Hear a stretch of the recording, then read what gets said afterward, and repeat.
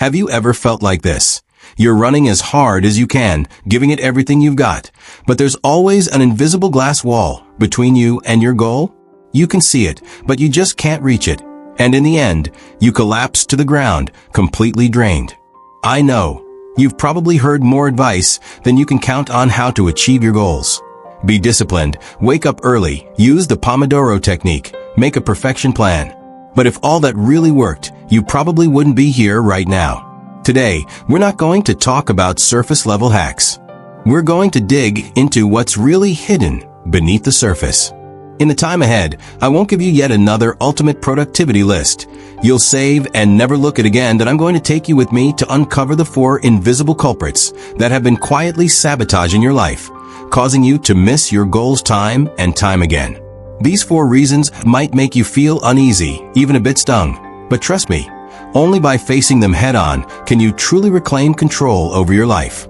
And at the end, I'll share a core belief that may seem counterintuitive, but can fundamentally transform your relationship with your goals. So please, make sure to stick with me until the end. Each of us is like a ship, with our goals as the distant lighthouse. But all too often, we find ourselves not sailing full speed ahead, but going in circles, or even drifting backward that we thought it was the rough waves, or that the boat wasn't good enough. But in reality, the problem might lie inside the cabin, in places we can't see. 1. The first culprit. What you're chasing isn't truly your own goal, but a socialized ghost. This is the most hidden, yet also the most common trap. Let's do a thought experiment. Right now, write down your most important goal. Done? Great. Now let me ask you this. If you achieved this goal, but couldn't tell anyone about it, couldn't post it on social media, couldn't brag to your parents, and couldn't receive any praise or recognition from others, would you still want to achieve it? Your hesitation is your answer, that we live in a world surrounded by standard answer. What defines success? Becoming a director by 30, owning a house and a car in a big city, and having a happy family. What defines a good life? Having a slim A4-sized waist, carrying a Hermes bag, and traveling to Iceland to see the northern lights. These standards are everywhere, like the air we breathe, seeping into our subconscious through social media, TV shows, and family expectations.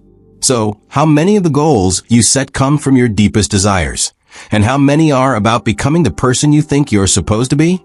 Are you working hard to get into a prestigious university because you truly love the major, or because you want to meet your parents' expectations and earn the label of a successful child? Are you working overtime like crazy to get a promotion because you genuinely enjoy the thrill of strategizing and being in control, or simply because someone your age is supposed to have that kind of position?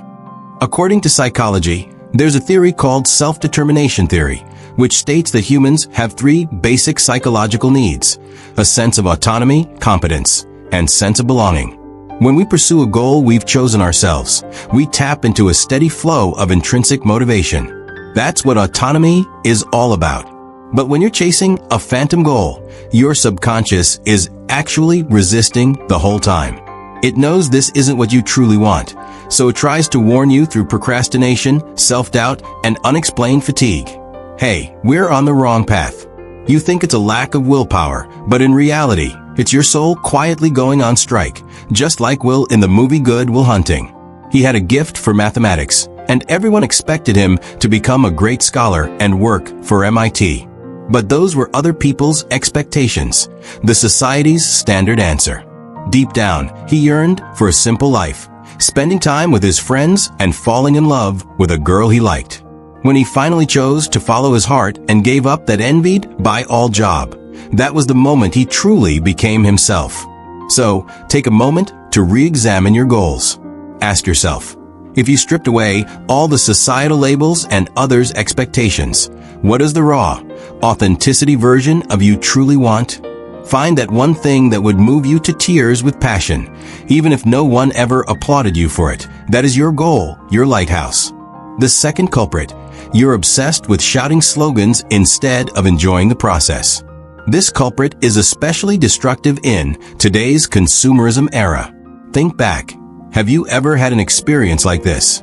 To get fit, You spent half a day researching the best fitness tracker, bought the most expensive yoga mat and a stylish workout outfit, and even signed up for a 3-year gym membership.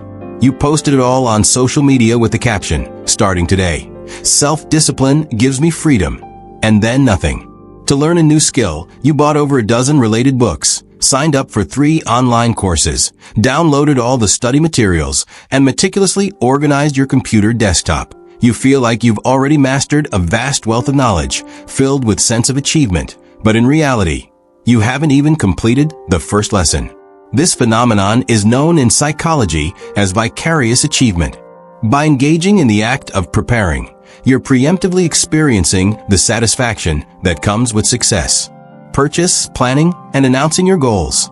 All of these actions stimulate your brain to release dopamine, creating the illusion that you're already on the road to success. What you love isn't fitness itself, but the imagined version of yourself with a perfection body. What you love isn't the process of learning, but the shining version of yourself who has already mastered a new skill. We've all become fantasists that we're hooked on watching motivational videos from all kinds of influencers, seeing how they power through their day with efficiency, how they transform their lives through discipline. We like, we save, and somehow, just watching makes us feel like we've accomplished something ourselves. This is a new form of spiritual opium. It gives you a false sense of fulfillment through fantasy, draining the energy you need to take real action. Because the actual process is always boring, painful, and full of setbacks. Working out means sweating profusely and dealing with sore muscles. Studying means wrestling with obscure and difficult theories. Starting a business means enduring countless rejections and failures. There's nothing sexy or cool about this process. It offers no instant feedback or gratification so your brain instinctively opts for avoidance. It tempts you to move on to the next, getting ready, task to score another quick hit of cheap dopamine pleasure. How do you break this cycle? Stop preparing and start doing, even if the action is so small it feels meaningless. Writer and Lamott introduced the concept of shitty first drafts in her book Bird by Bird. She said that nearly all good writing starts with a terrible first draft. If you're always aiming to write the perfect perfection opening, you might never begin at all. Apply this mindset to all your goals. Want to get fit? Throw on your old t-shirt and sneakers right now and do 10 jumping jacks at home. Want to learn? Forget the perfection study plan. Just open the book and read 1 page. Done is always more important than perfection. Embrace the awkwardness and imperfection of the process and bring your attention away from fantasies about the future and back to the present moment. A specific, actionable, tiny step you can take right now. 3. The third culprit. Your fear of success is actually much greater than your fear of failure. That might sound strange, maybe even a bit boastful. But think about it deeply. Isn't that the case? Failure is actually a kind of familiar safety zone for us. Most of us have experienced failure. We know what it feels like, frustration, shame, sadness, that we know how to deal with it, how to make excuses for ourselves, how to gain others' sympathy. We've even gotten used to being the person who's always just a little short. But what about success? Success is an entirely unfamiliar territory. What happens if you actually succeed?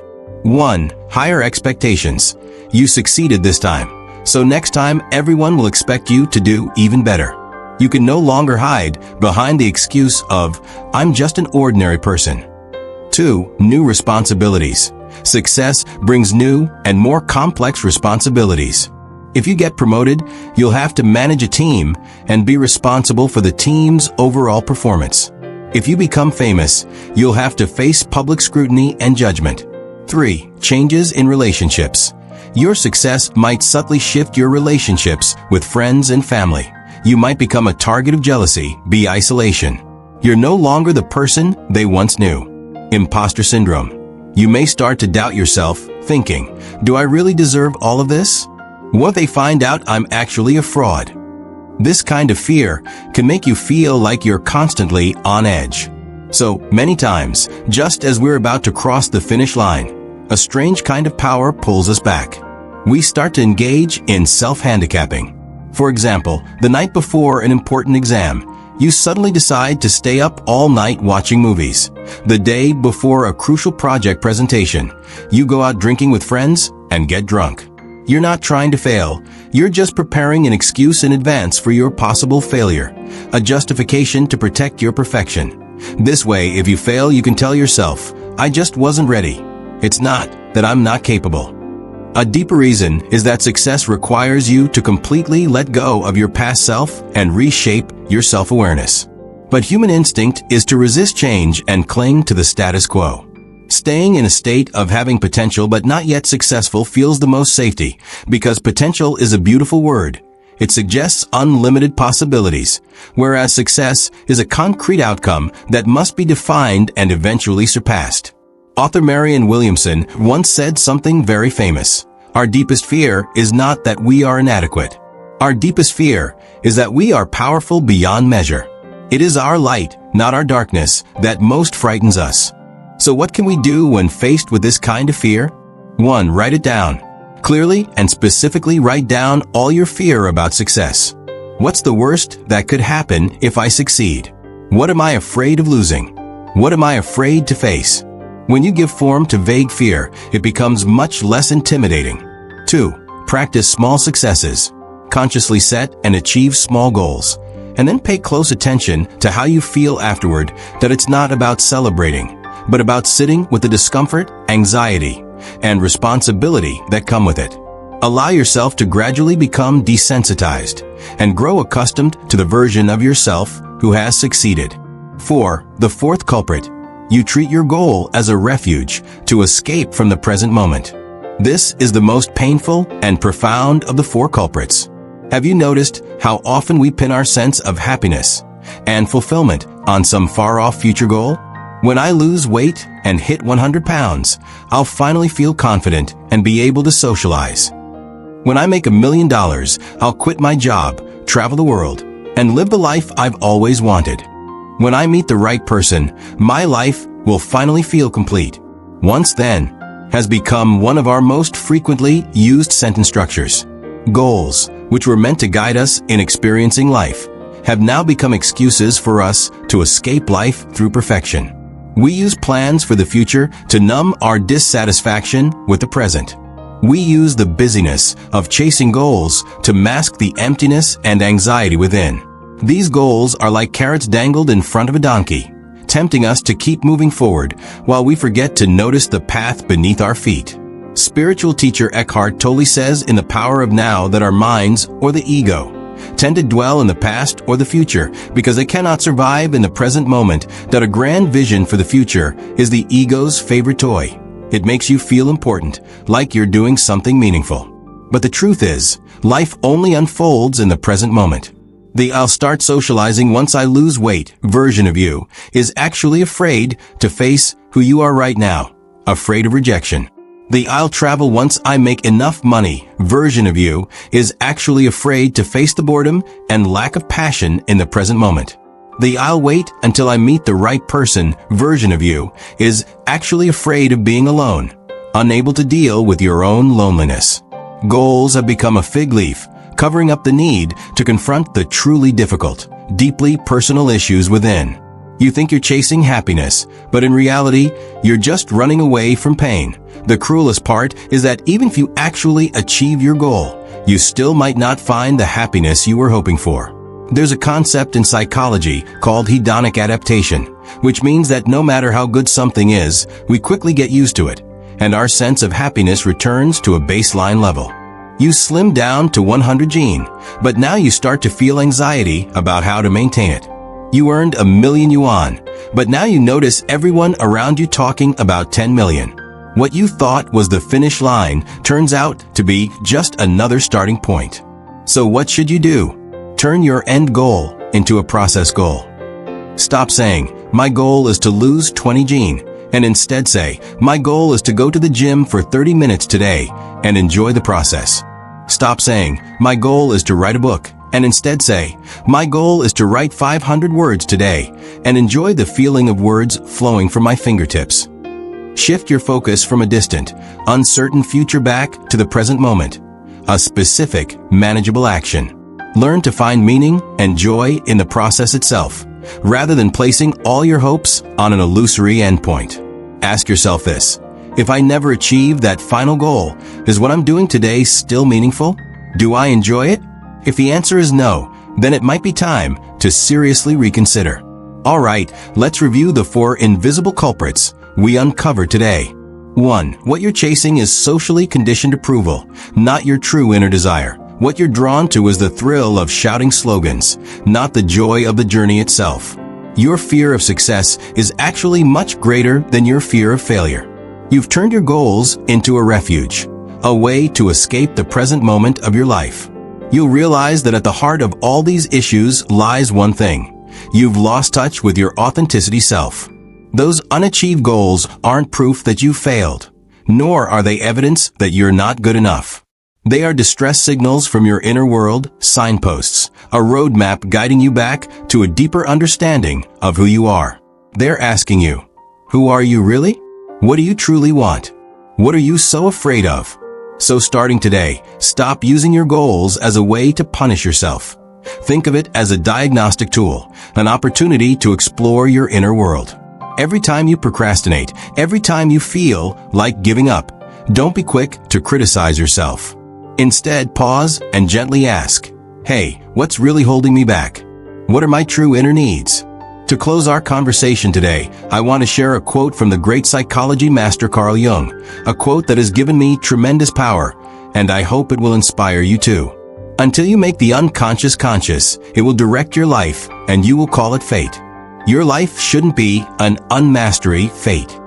The way to reclaim it isn't by chasing the next bigger goal, but by turning inward, by courageously facing the most authenticity and most powerful version of yourself. That's all for today's video. Thanks for watching, and don't forget to like and subscribe. See you in the next video.